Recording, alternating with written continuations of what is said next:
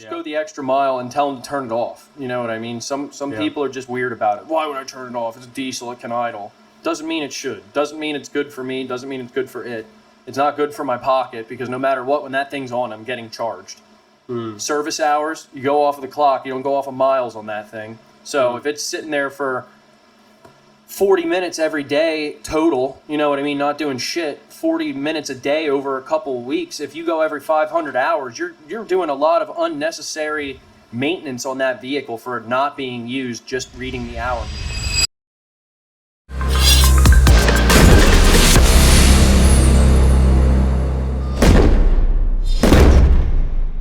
What's going on, guys? Thanks for tuning back into the Dig Deep podcast. I'm Sage. I'm an excavation and concrete business owner. I've been doing it for 3 years now. My name is Michael. I am the owner of a real estate company. I've been doing it for the past 7 years. Also working full time while I'm doing it. So it's been a battle, but hey, here we are. We're doing it, and we're here to talk to you guys about some things that we've been thinking about, things that we think would be beneficial for you guys to hear, and we're just going to keep it rolling here. So the things that we want to talk about today are things that can, best way to explain it would be things that you could utilize that will limit the amount of expenses that you put out on a day-to-day or on a monthly or weekly basis. So depending on what you're doing, what kind of business you're running, this stuff would help you tremendously in not overspending or frivolously spending if you don't have to. So all that blind spending that just kind of goes, it's all right, just throw it on. Yeah, we'll probably need one of those. Yeah, we'll probably need one of those. Those probably need one of those, or that'll be fine. Just throw it in theirs. They add up. They add up quick when you don't look at them or you don't see them. Yeah, and then by the end of the day, when you're looking at your bottom line of your job, you realize that you spent a significant amount on labor or a significant amount of materials when you really didn't have to. Some of the stuff that you paid good money for is still in your truck or in your cart, and you didn't even use it. So we want to kind of go through those and talk about those items, and maybe we could kind of tighten up what our spending is, but also explain to you guys what we think is important when it comes to spending in your business. So rule number 1, stay out of the tool aisles. Is that yours? Is that yours? Yeah, dude, I see a cool new level. You know, mine's got a little bit of a hazy cover piece on it. I can't really see the bubble as nice as I used to. That Milwaukee's gleaming, and it's only $40. You know, I use levels every day. I could justify that. Yeah.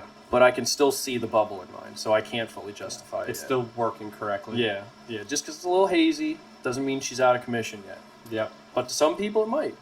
But no, stay out. I'm decent with the tool stuff. No, dude, the number one thing that I would say on a day-to-day, I mean like every single day I utilize this kind of tactic, it's going to be planning your routes. So from the time I leave my house, I know what my goals are for the day. I know how many loads I'm expected to take to the dump. I know what I have to separate, like 3 loads of concrete, 2 loads of dirt and fill, whatever, because usually those things go to different places. Planning that out with how you want your day structured, you could go from doing something and, we need that. Let's go get it. Okay, yeah, we forgot it. Let's pick this up. And then you have an hour wrapped up into a trip that you don't need to, that I'm going to dump and I'm going to be 5 minutes from the yard, my house, wherever you keep your stuff at. Let's just do whatever we can until we leave this job site to be as wrapped up as possible until we're down to our step that we forgot or we dropped the ball on that we can't complete. So now you've deliberately done as much as you can without the things you need, and now you're going to be going in the same direction for a reason that you're obviously going to dump. You can't change that. So if you coordinate things based on that in real time, you can save money by not driving 1,000,000 miles out of the way, taking 3 separate trips, stuff like that. And it's less wear and tear. It's just a trickle effect of things that nickel and dime you that you don't think about because it's just 5 minutes away. We just got to run quick back to the shop and grab this. Yeah. Like every mile counts. Every trip adds up. Every little bit of time you're not doing something isn't time that's making you money. You know what I mean? Yeah, so I guess so what you're saying pretty much just is being prepared for your day each day. Yeah, I kind of went off on a tangent about the example, but yeah, making sure you have your day planned out where you know, okay, we're going to do this task, this task, this task. This is going to leave me with a full dump trailer full of dirt, for an example, and I know I'm going to have 2 or 3 of those. So in those trips, how much shit can I do that's going to benefit me that I wouldn't have to do individually? How many times can I make it so that I have a dump that is in the direction of my house and not in the opposite direction, so that if I do forget something or if I do need to run back for materials, when I do that, it has a reason. It's not just I have to go out of my way or I have to go drive out of the way from the job and the dump and everything else to do a special trip back to get something. The goal is to always be prepared. But things like that, there's always something you forget. At least me, I'm not the best in that department, but yeah, being intentful with your trips, knowing how your job is going to go, planning out your routes. You know what I mean? Have intent. There was a guy who told me when I was first starting pipe laying, who was an operator. Obviously, when you're a pipe layer, the first thing or the only thing you really want to do is be an operator at some point. Bigger money, you're out of the hole. That's the goal. You know what I mean? He told me the best operator is the one that uses every motion with intention.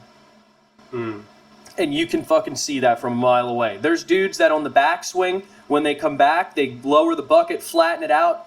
They'll level something off that they need to. They'll flick out and backcast a pile of dirt. Or when they scoop in and they have themselves positioned so that when they scoop, they're dumping off, but they're also like, there's people that think 4 steps ahead as to why they're sitting in the spot they're sitting or doing what they're doing. And then there's people that think 1 step ahead and think that that's far enough and they see as much as they need to. You know what I mean? Yeah. And that shows. So just have intention and plan out as much as you can to minimize all those little odds and ends things throughout your day. That's probably the biggest thing that I do on a day-to-day basis, and I honestly personally think it's like a fun challenge. Like, how much more fucking efficient can I get with my day and what I'm doing? If we anticipated going to the dump 3 times, let's see if there's a way that I can load the dump trailer to do it in 2. You know what I mean? Or let's see if there's a way I can cut one of these trips, or if I have to go to the parts store, let's see if we can swing it so that I go and I pick up stone at Zimmerman's, swing back around, past the parts store, get my stuff, and then make it back to the job site so that I'm not going out, coming back in, going up, going down. Like that personally, that shit drives me up the wall. When I'm ping ponging and stuff, I like want to scream because I know I'm being unproductive. Yeah, you're spending more time behind the wheel than you are at the actual job site. Then you're more or less losing money. That's a great way to make less money.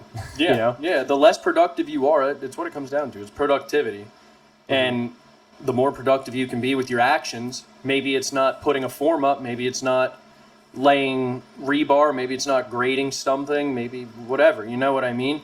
You're still doing part of that job. Part of that job is those trips. Part of that job is picking that stuff up. Now, the ultimate thing would have, obviously, be ready. Number 1, be ready. But just constantly be adjusting to fit your day instead of just going with a plan that you made last night. Yeah, that makes sense. That's true. What's the next one you got? Let's see. My second one here would be, okay, I 1 and 2 I put together. Plan routes was number 1, and then organized day around the trip. Okay, so number 3 would be, don't let your machines idle. And this is a big one. Don't let your fucking machine idle when you're not using it. I see dudes on a daily basis standing next to an excavator that costs $30, $40, $50, $60,000 just with it running, and they're just bullshitting outside of it, or they're looking at a guy and it's just sitting there running for no reason. Idle time's the worst time. If somebody says it's not, whatever. Everything that I know says it is. Those are your money makers. A, why do you want to spend more on fuel? B, why do you want to put unnecessary wear and tear on the giant chunk of metal that's A, hard to fix, and B, expensive as shit to fix? And C, like, yeah, just be nice to the environment, dude. Like, come on. No. No, but yeah, dude, like they're your money makers, and you should treat them as good as you would treat yourself. You know what I mean? It if you wouldn't want your guys beating on it and doing stuff to it, like having to do with the machine and stuff that I feel can save a lot. You know what I mean? Yeah. It's not great to turn them on and off all the time as an argument, I guess, but sitting there idling, it in my opinion, it's going to put a lot more wear and tear on it than it needs to. Yeah. And along with that, don't run your damn thing on full rev unless you have an attachment on it or you're moving dirt and you have to be as fast as you can. There's no reason you need to run your machine on full rev. I'm just going to say that. Dudes sit there and they just crank it. You don't need to. It's you're redlining, not redlining, but you're maxing out the machine when you don't really need to do that. If you're digging a small hole or you're just being intricate, cut the fuel cost, cut the wear and tear, cut all the other stuff. Just idle it down a little bit. Go 3/4 throttle. Like, respect your machines. That's day in and day out, dude. Those things will nickel and dime you if you don't treat them right. Yeah. So, little things like that to keep the overall repair bill down, the overall operating cost down of that machine, and service cost of that machine down. Treat them with respect. I guess would be the summary on that one. Yeah, that makes sense. Yeah, because you don't want to have your vehicle just running for no reason. I mean, unless you're like getting out to do something really quick and then jumping right back in it and then working, that's fine. But yeah, like you said, if there's an hour where you're not doing, like, you're on lunch, why do you need that thing on? You know? Yeah. It's kind of a pointless. Even if it's going to be 10-15 minutes, dude, like, that adds up. 10-15 minutes 2-3 times a day, you're at a half hour. You know what I mean? That's Pretty true. much. I mean, obviously 20 minutes, 30 minutes, but yeah, like it before, in the blink of an eye, it's like unnecessary, or the blind spending. Like, it's just blind money that you're just letting sit there and idle. Yeah. That's the reason police cars are always in the shop at like 60, 70, 80,000 miles and stuff like that. From what I've seen, I'm not a fucking mechanic, so if you're going to blow me up and tell me I'm wrong, whatever, go for it. But I see a lot of cop cars, and I've watched a lot of repair videos having to do with them and why they kind of take crap, and it's all idle hours. They sit there, the motor's not circulating oil at a rate that it should to properly lubricate itself.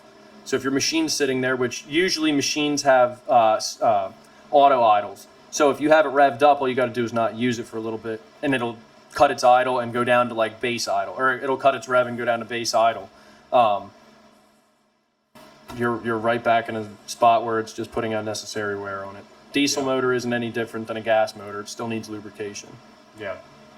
Makes sense, dude. Yeah. That's Yeah, true. a little bit more automotive, or not automotive, more mechanic related on that one. But my next one would be have multiple dumps. Daily. Have multiple dumps. Daily thing that if you don't have a very tiny work radius that you work in, you're going to want to have multiple areas. If I have a job in Campbelltown, I'm not going to want to drive my shit all the way back to Myerstown where my one dump is. You know what I mean?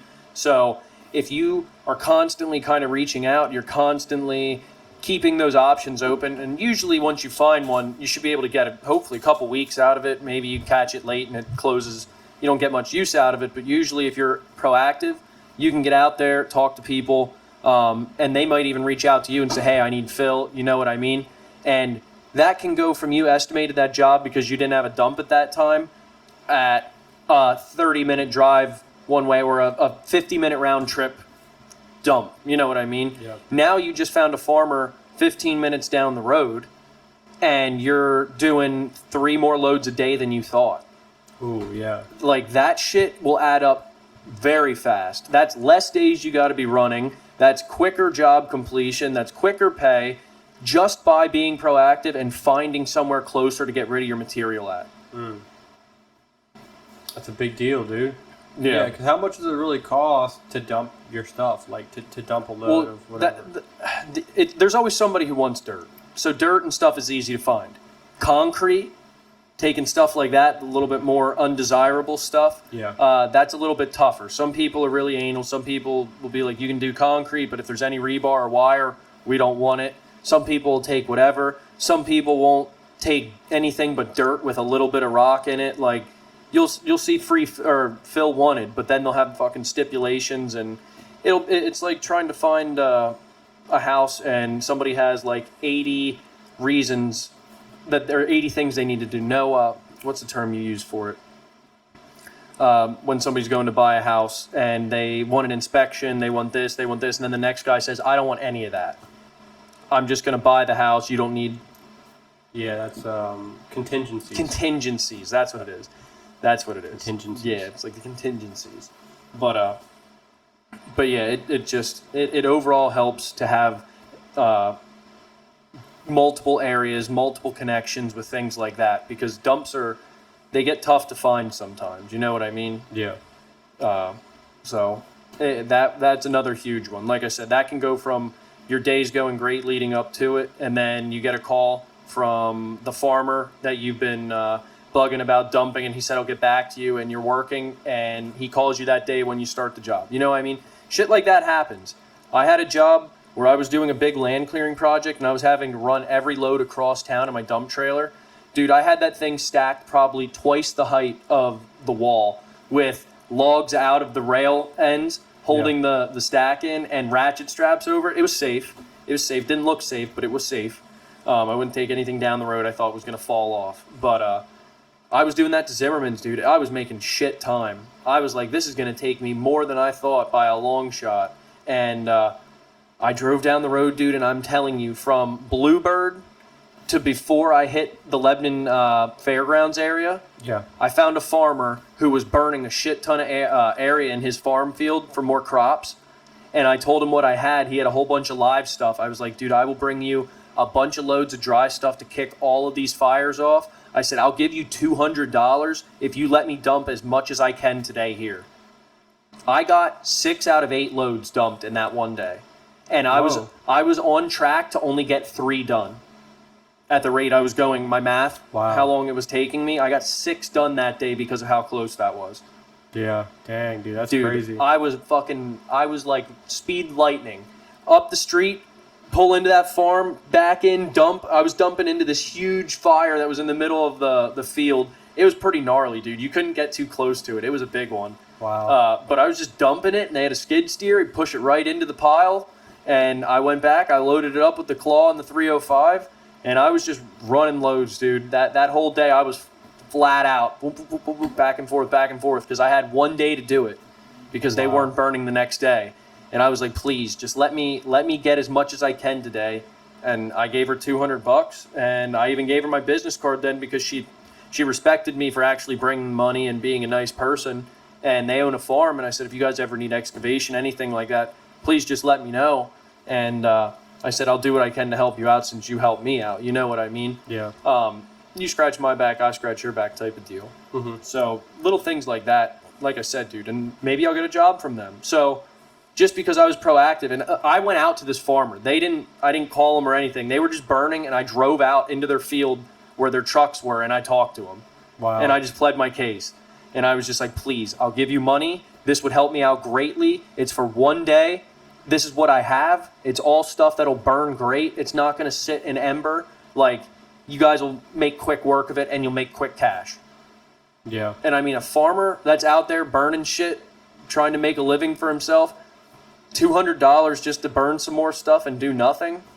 I don't know who would. I mean, farmer, a doctor, or maybe a doctor, but Yeah. the average middle class person isn't going to scoff at $200 for doing nothing. Yeah. They're like, oh shit, he's going to bring us $200 just to put stuff here that we're burning anyway. Yeah. Just for us to keep doing what we're already doing. Yeah. What a nice guy.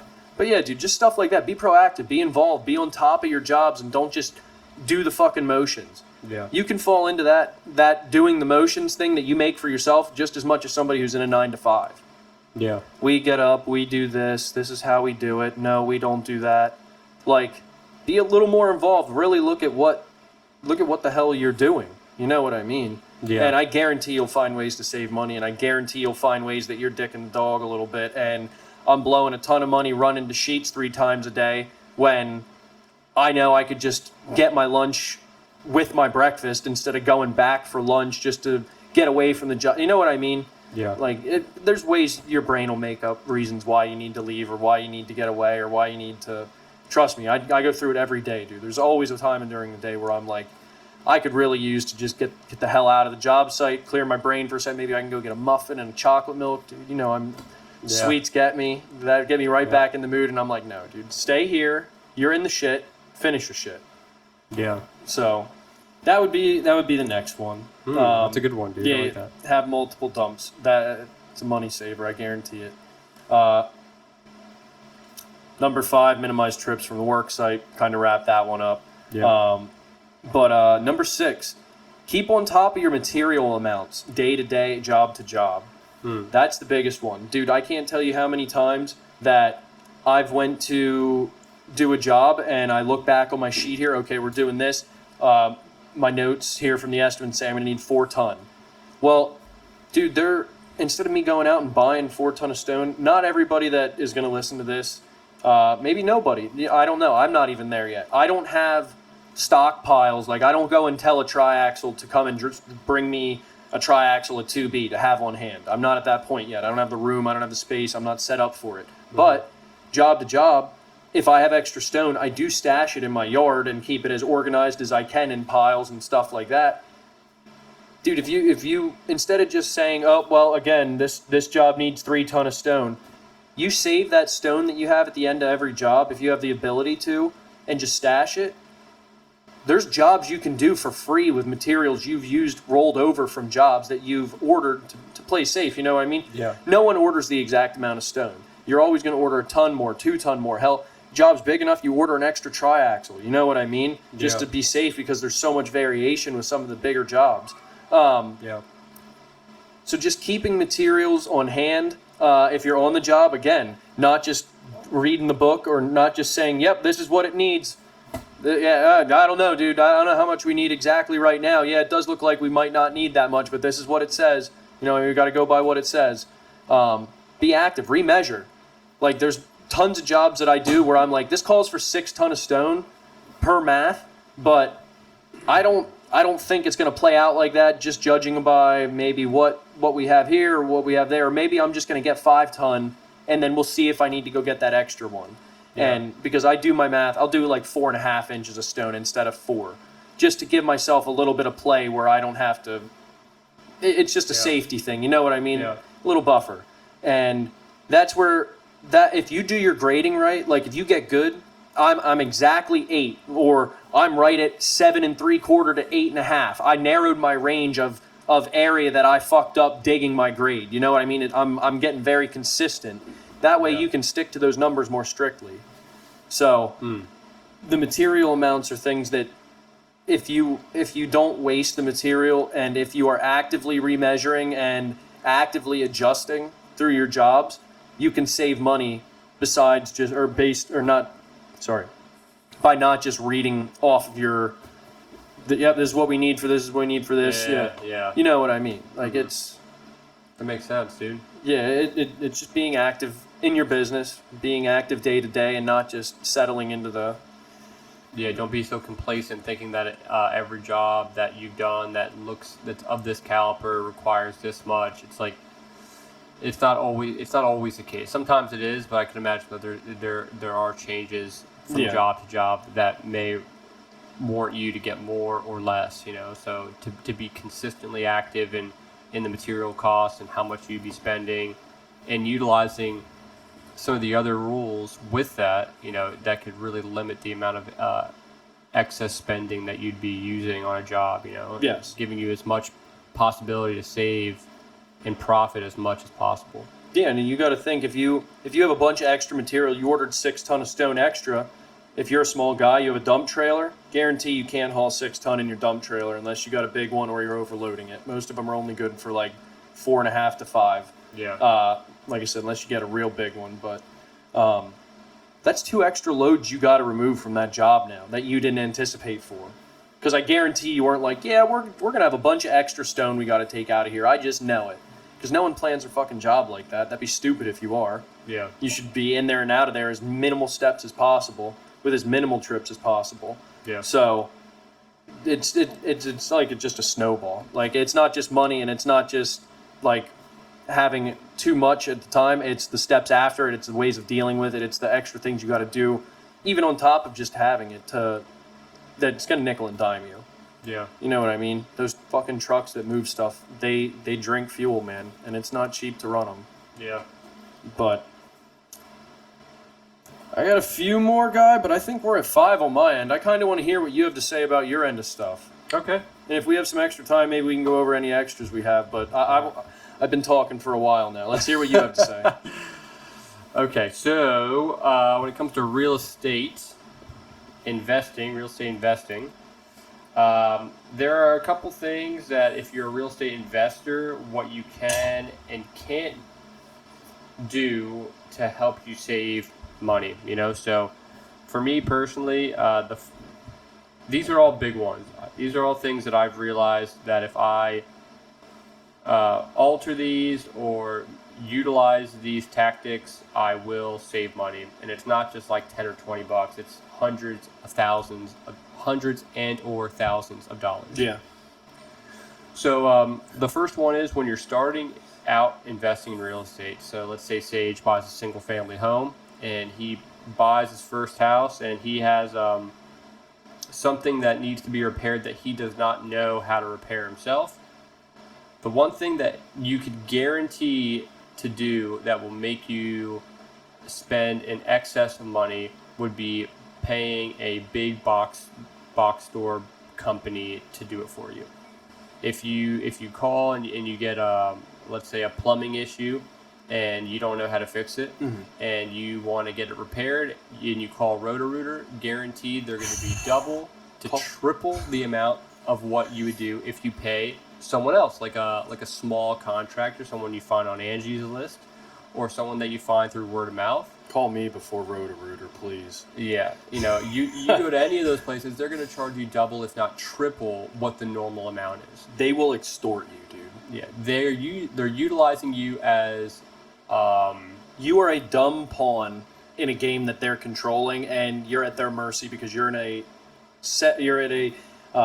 sensitive situation with a clogged sewer drain or something like that. Yeah, and they know that you need it, and they're there, and they can get it taken care of for you, but it's just not going to be cheap. So if you want to make sure you save the most amount of money, is don't use name brand stores to start.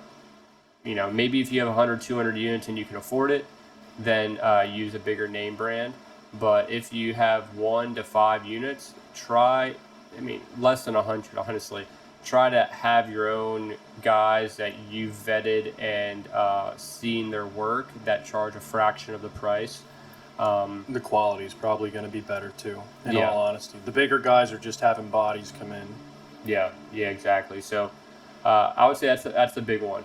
And or doing your own work. If there's painting that needs to be done, if there's laminate tongue and groove flooring that needs to be put in, or trim, like floor trim, baseboard trim. That stuff's really easy to learn and not difficult to do. So anyone that's relatively smart, if you're investing in real estate and you bought your own property, you're smart enough to do those simple things. Yeah. So if you don't have the time to do it, pay a smaller company guy that you can maybe either watch or that you could trust their work, or do it yourself. That would be the first thing. That makes sense. Second thing is justifying the repairs that either you're doing or you're having this other contractor doing. Like, are the repairs that you're doing absolutely necessary? Yeah.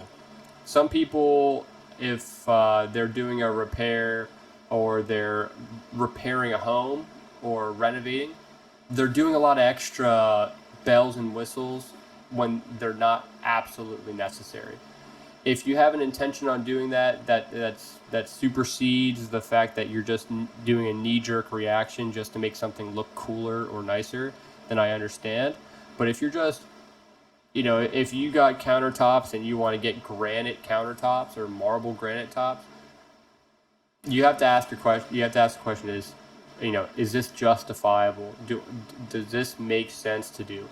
And if it's not, if you can't answer that with complete certainty, just get normal countertops, like normal Project Source countertops. The tenant's really not going to care as much. You're not renting out a luxury apartment or a luxury home, at least in this example you're not. Yeah. So, just get the stuff that works well, that's been tested correctly, and it's not, too expensive, and justifying the repair that you're doing. You told me back when you first started doing this and stuff, and we would bullshit, and I'd be like, "Oh, dude, it'd be cool to do this, and it would probably look nice." You're like, "Yeah, dude, you can't get attached to these things. These things have no sentimental value, and they shouldn't have any sort of emotional pull on you." Yeah.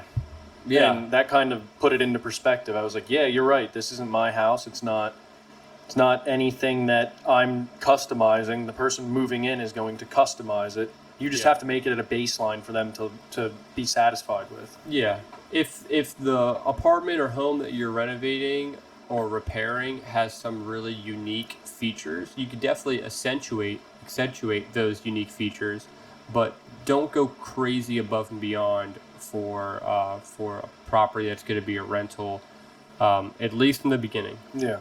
You know, I'm kind of gearing these towards people that are just starting, between 1 to 10 units. You know, these are kind of the big things that I think that you should really keep in check when you're starting out. Copy. So yeah, first one, not going with big box brands, doing your own work or vetting out your own contractor. Second one is justifying the repairs. Are the repairs that you're doing absolutely necessary? Or are they just kind of for flavor? The third one is dictating if a tenant is calling you, if their concern is important or not. This can kind of be a little controversial because people sometimes think, you know, maybe someone who's listening to this podcast right now may be a tenant, and maybe a tenant that has called, you know, their property management company or landlord and said, "Hey, this light bulb burnt out and I can't reach it. Yeah. And I need you guys to come fix it." You know, and they say no. And then you get upset at the property management company because they're not going to fix a light bulb that's in a vaulted ceiling. Mm-hmm. You know, that's a prime example of dictating the importance of a customer concern or a tenant concern. Yeah. I say customer sometimes because sometimes they are like customers, but yeah. pretty much. So, you know, if a tenant has an issue that doesn't really involve you to fix it, you can say no. If you say yes to every single thing they want fixed, Yeah. You're going to realize that they're going to be pushing you around way more than you want. Yeah. Then everything is wrong with the apartment. Everything's wrong with the apartment. Everything needs to be fixed or adjusted. Adjusting is a prime word. Hey, this door needs adjusted. Well, what is it? Well, you know, when I close the door, I have to pull on it a little bit more for it to latch. You have to dictate, is this going to be something that I have to fix? Do I really absolutely need to fix this? Or can I tell the tenant no? Can I tell the customer, can I tell the tenant, hey, I'm sorry, given that issue, we're not going to be able to do that small door adjustment. If it just needs an extra pull to close, we don't warrant that as something that we need a technician to come out and repair. Yeah. That's a good way of saying that too. Yeah, I apologize for the inconvenience, but if you just need to wiggle a doorknob to get it open, your rent's $900. It's not $1,900. If it was a $1,900 or $2,000 apartment, I understand if those small, minute issues bother you. But if it's if you're renting out an 80-year-old house, you might get a drafty window, you might get a dripping faucet. Things aren't going to be new home construction build, and that's how every person wants it. Every person wants to charge a small amount of money, or they want to rent out a property for a little bit amount of money, and then they want the best possible outcome for that, everything brand new. But it's just not how it works. So you have to dictate if their concern is important or not. That's the big thing. A lot of them are important, but sometimes tenants will skew their words in a way that makes something that's very unimportant important. And make a mountain out of a molehill. Yeah, so you have to really understand what they're saying, have them reiterate what they want, and really figure out if it's something that needs to be fixed. The fourth one is keeping your renovations to only refurbishes, meaning don't do all-out renovations if they're not needed. So if a tenant moves out and, you know, the house needs a good clean, maybe a repaint, and maybe new flooring in the bathrooms, and then it's back at baseline, maybe that's all it needs. You know, maybe you don't need to fix that. You don't need to renovate the kitchen if it's not necessary. Yeah. Some people, they just get so excited with real estate and so excited with real estate investing that every amount of money that they receive from the tenant, that's profit, they keep that, and then when they go back into that unit after a year or so, or 2 years, or however long they were there for, you spend all the money that you made on the apartment again. You know, you want to keep some of that for yourself, you know? Yeah. So keep your renovations to just refurbishes. Refurbish the house back to its original condition. Make sure it's operating correctly. Make sure all the heat works. Make sure the water works. Make sure everything works correctly. But if it doesn't need to be completely renovated, don't renovate it. If it ain't broke, don't fix it. Yeah. If it's not broken, and it's aesthetically easy to look at. Yeah, easy to look at. It doesn't have to be aesthetically like beautiful to look at. But like, it's not hard on the eyes. Yeah. Tenant's been living there for a year and the carpet's slightly dirty. Pay to get it shampooed and or rent a shampooer. Yeah, or rent a shampoo or do it yourself and get it back to looking good. You don't have to rip the carpet out and put new carpet in. You know, if it's not too bad, just get it cleaned up and make it look nice, make it pop again, and then renovate it, and then have a tenant come in again. So yeah, I can see somebody who would just fall into the whole just get rid of it, you know, oh, this is filthy, we're not even going to waste our time trying to clean it, you know, I mean, just get rid of it, put it new in. Those type of people, those ramrod type of people that just kind of blow through decisions and just make stuff based on speed or make stuff based on factors that don't actually help their business.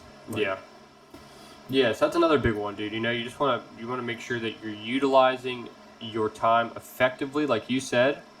You want to be making sure that the decisions that you're making are justified. Yes. Every decision you're making, you know, going with the contractor, justifying. There we go. No, we're justifying repairs. You're going to be dictating if the tenant's concern is important or not. You're justifying that concern. You know, keeping your renovations down to refurbishes. You're justifying your decision making there. And the last one, which I think is one of the most important ones, is vetting out your tenant properly. We talked about it in one podcast before, but going through an in-depth vetting process of your new applicant or your new tenant is very important. The better the tenant, the less issues and headaches you're going to have long term. Yeah. You know, just because there's a tenant who makes enough money doesn't necessarily mean that they're going to be the best tenant. Yeah, and I'm sure a tenant can cost you a significant amount of money depending on how much damage they leave on their way out. How much damage, how many unnecessary concerns that you have a technician come out and do. I had a tenant once that said, "Hey, there's a nail sticking up on one of my steps in front of my apartment," you know, and it was a singular nail. Yeah. That just needed to be hit like twice. Yes. You know, just imagine having to get a contractor to come out to just, all right. Yeah, can you just send Dave out to go look at that step? The lady said the nails are coming out or something. Yeah, it was $150 for me to go out there and fix that step. Yeah, that's a perfect. It might not be a ton of money, but I don't want that one multiplying a couple times a week or even a couple times a month for dumb shit like that. Yeah, and that's based on your tenant, you know, like your tenant is the one making that issue, you know, come into light. So having a tenant that, like if I was a tenant, I have a singular nail sticking up out of my step, dude, I'm just going to hit that sucker in, you know what I mean? Yeah, you live there, like... It's like replacing a light bulb, dude. It's like, yeah, this light bulb, I can't see anything. Yeah, I can't see. I guess I can't figure out where some people's perspective is, because like if you're renting a home, yes, you have things that you're not responsible for covering, but like a light bulb, hammering a freaking nail in, like Nail. you should want to think of the person you're renting from as having a cordial relationship with. You have respect for the person who's giving you a home to stay in at a price you're happy with, hopefully. And then to just think that they're like not under you, but they're like indebted to you because they're paying you each month for a place to stay, and you need to come out and fix these little tiny things. Like, yeah, another one is drain clogs. Like, as a landlord or the property manager, I could come out to unclog a drain, yeah, but I'm going to charge you for it. Because it's not my fault that your drain got clogged. yes, It's your fault. It's Yeah. either excessive hair, grease in a P-trap. Something that you did is why this is clogged. It's not because of me. it wasn't clogged when you moved in. Yeah. So, hey, I can't use my bathtub. It's filling up and it's all this. Now it's overflowing, and now I need you guys to come out and fix this immediately. Okay, yeah, no problem. Yeah, we found out that it was clogged. Oh my goodness. Well, I'm glad you guys came out. And they're gonna say, well, unfortunately, with that being said, the drain clog service is going to be a separate charge that I'm going to have to invoice you because it wasn't our fault that the drain was clogged. Also, because it overflowed and it caused damage to the floor, our technician had to replace four planks and then reseal the bathtub. So that's another separate bill. So we're gonna get billed for it. We're gonna forward you the bill, and unfortunately, that's something that's gonna be your responsibility to fulfill. It's gonna be tacked onto your next month's rent. And they can hoot and holler all they want, dude, but it's not. It's just plain as day, dude. If it's not something that was my problem, I shouldn't be responsible for fixing it. Yeah. There are some things that are my problem. More things than not are my problem than them not being my problem. I was gonna say, I've helped you swap out multiple washers, multiple fridges, multiple appliances, do repairs, fix leaks, Yeah. like clean sewer drains. You know what I mean? Like Yeah. on 7th Street, we went over there and we cleaned that one out and got that all squared away. Once we figured out the clean out, they blew it apart with the mower. You know what I mean? Oh yeah. Do you remember that? Fucking yeah. bloodhound for those utilities, dude. Yeah. Sniff them out. I know they're broken when I'm around. I can sense it. Yeah, dude. So making sure that you pick your tenant correctly.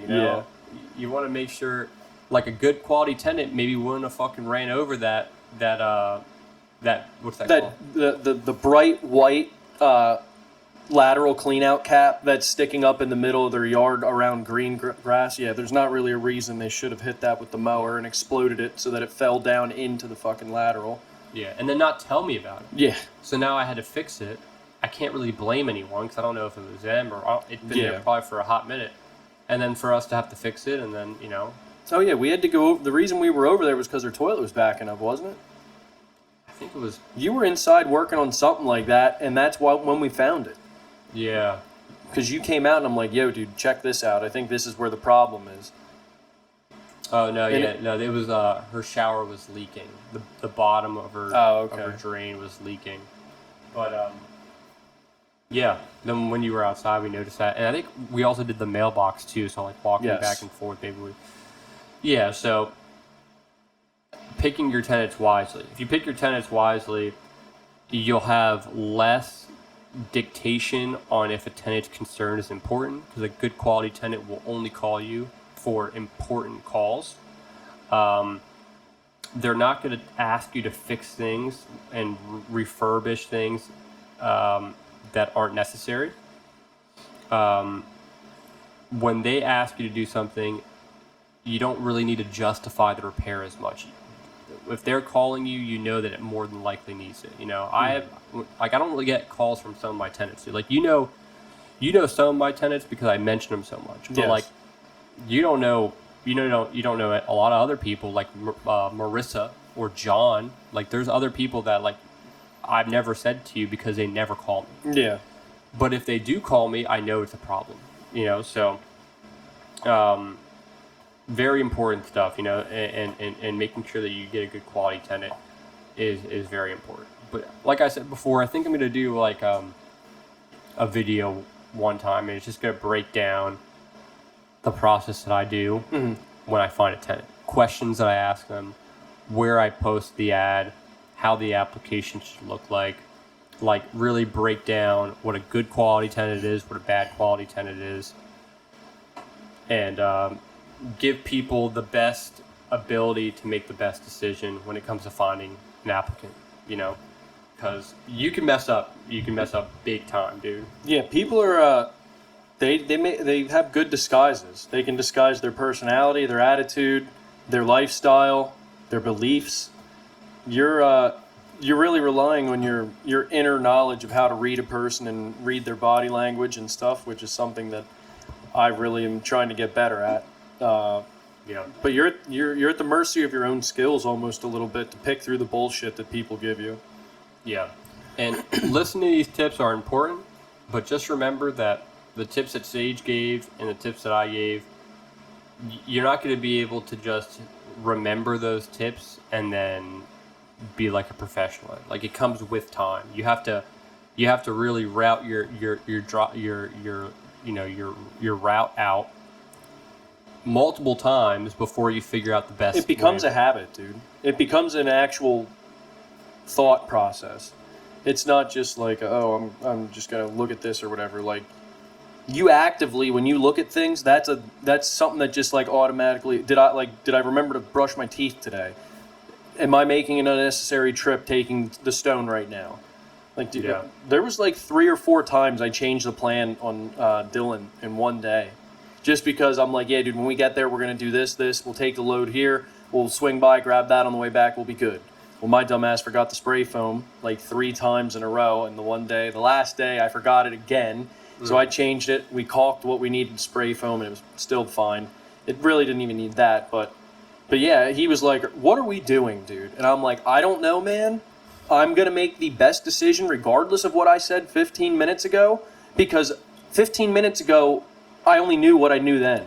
Now I see we have this. Oh, yeah, we're going to have to grab that. We still didn't cut this. Like, this is the new plan. So just this is what we're rolling with. I know I said shit like 4 times within a 30-minute span, but this is the new plan because this is what makes most sense. It's just... You just got to be able to kick your brain off and get in the rhythm of thinking like that, I think. It's just another muscle to work out in your arsenal of tools, you know what I mean? Yeah, it's just something that you have to, like you said, you have to work it out. You have to constantly do it. You have to utilize these tips to the best of your ability consistently, and then over time you'll get better at them. Yes. You'll be able to link them. I think at least for me, I'm very good at connecting things. So once I have like 3 points that connect, it's over. Like, I've figured it all. That's all I need to know. Like, not 3 points, but like 3 different idea theories I'm trying to put together or understand this and this and this. Once everything kind of meshes, then it's like I see everything in a whole new light. I have a whole new layer that I can look at a job and like analyze it with. You know what I mean? Yeah. So once that shit gets really drilled into your head, you're gonna almost have like another lens you can flip on and goggles or however you want to fucking reference it. But yeah, no, these are definitely things that would help the person starting make the best, in my opinion, the best first habits to how to attack a job without wasting money and not going in there like an idiot, just gunslinging, throwing stuff around, or, oh yeah, we got to do this, ping-ponging everywhere. And you look like a jackass when you're ping-ponging everywhere too. Yeah, very unprofessional. Yeah, you don't look like you have your shit together, and it's just another negative of not being on top of your game. Yeah. So the most professional thing from a consumer standpoint is when I hire someone and they're just incredibly equipped. Yeah. They literally have everything. They're not going nowhere. They're staying here from start to finish. They even have their fucking lunch with them, dude. They don't got to go nowhere, and they're just incredibly efficient, and they have everything done. It's very impressive, and important for people to see that, because then it justifies the price that you're giving them. You know, if you say, hey, I'm giving you this price, and then it's followed up by professionalism, organization, you know, adaptation, resiliency, effectiveness, and you're seeing all that, you're like, dude, it kind of makes sense I'm paying this guy this much money, because look how fucking good he's doing. And he's like marking all of his, he's crossing all of his T's and dotting all of his I's. He's not skipping a step. He's like, this is a qualified individual for this job. You know? And as a contractor, dude, when you have a homeowner that, like, if I have a homeowner that's just like, yeah, I'll let you go, you know what you're doing. Like, that's like the biggest, like, cool. Yeah. We're both on the same page. You can see what I can do, and I'm here to do all that I can do for you. Yeah. So thank you for at least acknowledging the effort I'm putting in. You can see that I'm not just some, because I don't want to be lumped in with those fucking Joe Schmo guys that just go there and they dick the dog and they mess around and they're not productive and they charge you an arm and a leg and there's 4 of them there standing for 20 minutes on their phone doing this, doing that. Like, I'm there to knock that shit out and be in and out of there like a fucking ghost. Like, dude, there's times where I've gone over to customers' houses and I had to mark PA1 calls and stuff, and I'll get there the next day or I'll get there 3 days or whatever. I go back and they'll be like, we didn't even know you marked it out. I'd be like, yeah, I texted you. I said I was going to be coming over at 6:30 to mark that out. You guys were home. I didn't feel the need to have to knock on your door wide open. I just had to mark this. I'm like, yeah, we didn't even notice. Our dogs didn't even notice. And I'm like, yeah, I'm quiet. yeah, that's how I fucking do it. You know, I'm in and out. Yeah. I'm out before the sun even rises, you know what I mean? Yeah. All you hear is Yeah.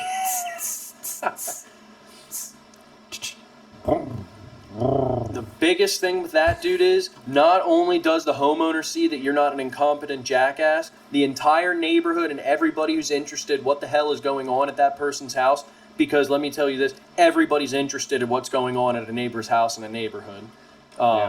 Especially when you see excavators and dump trucks or jackhammers and like all this other crazy like construction type shit. People are like, oh my god, are they fucking building a pool? Are they doing a patio? Are they doing an extension? Yeah. And that is the biggest way to get work. Neighborhoods, looking like you know what you're doing, handling yourself, being professional, being cleanly. The biggest thing, if you are in there and you're out of there and you're clean and you were nice and you didn't piss anybody off and you showed people in the neighborhood courtesy, there's not anything they can complain about. You will not have people in that neighborhood. Maybe you have one person who's the fucking prick of the neighborhood or something who is miserable about everything. But every sensible person in there is going to be like, wow, they did a nice job. They didn't even leave stuff on the road. They didn't mess the sidewalk up. They put a board down when they crossed over areas that were sensitive so that they didn't damage it. Like, they took extra steps to try and do as minimal damage. Yeah. Like, all that stuff just plays into an effect, dude. All of it. Love it, dude. Love it, man. I go on for hours about that stuff. That's literally all I think about on a day-to-day basis. How can I be more productive? How can we knock this shit out faster? Like a wind-up toy with that. Gets me going. Makes me think about everything I've been doing. I'm like, am I really going as good as I can be? No, I'm not. Of course I'm not. I just haven't figured it out yet. Yeah. Yeah, same, dude. Same. I don't feel like I'm at 100% max efficiency. But as long as you're actively thinking about it and you're making alterations, that's the only thing you can do. You know? You'll never be at 100. The worst thing is just to not think about it at all and just fly by the seat of your pants. You know, that's like the worst thing. This is what's been working for us. Yeah, we just go ahead, we fill it all up full, and we just keep it pushing, you know. Yeah, just looking at that, judging by the size, we're probably going to need about 12 ton. We'll probably pick up 12 ton. Did you do the fucking calculation? There's an app for it, dude. Plug the exact numbers in, figure out the exact number, and then find your cushion. Don't just eyeball it. Yeah, and you know, what we'll do is when we're done with the extra stone, we'll just put it in we'll just dump it with the rest of it. Yeah, and people will. They'll be like, just take it all to the dump, it's stone. It's good stone. Dude! It's clean stone right there. Yeah, like, people, like, if you're, I've seen people bitch about small jobs, like, oh, we don't, a little 4x15 or something like that. No, we're not doing that shit. You dummy. You send 2 competent dudes there, with the material that you already have for free, and then you have them do it, and you just make max money on that. You charge what you would normally charge, but you are supplying all the material, so you just up your profit margin to an area that probably makes it justifiable. Yeah. So, like, it's all that little shit. It's all that little shit. If you're not actively thinking about your business, if you're not actively thinking about ways you can improve it, ways you can cut this step out of it, like every big business model, dude, figure out the most efficient way, the least middlemen, and the most proficient, or the most efficiency in production that you can get, and you will make money. And you will do good at it if you keep improving those things. It's like statistically impossible not to. Yeah. Yeah. Can't argue with that. That's awesome, dude. Fair enough. Thank you guys so much for listening to the Dig Deep podcast. We appreciate everyone, and hopefully these tips helped you guys. And thank you guys so much. Yeah, let's hear some feedback soon too, because we're getting some comments. We're loving it, but we really want to interact with you guys. We really want to see some engagement. Please, questions, drill us. Tell us what you don't like about us. Tell us what you do like. Tell us if we sound like we're full of shit. We just love to hear it. Tell us, dude. Yeah, just tell us something. All right. Have a good night, guys. All right. Thank you. See ya.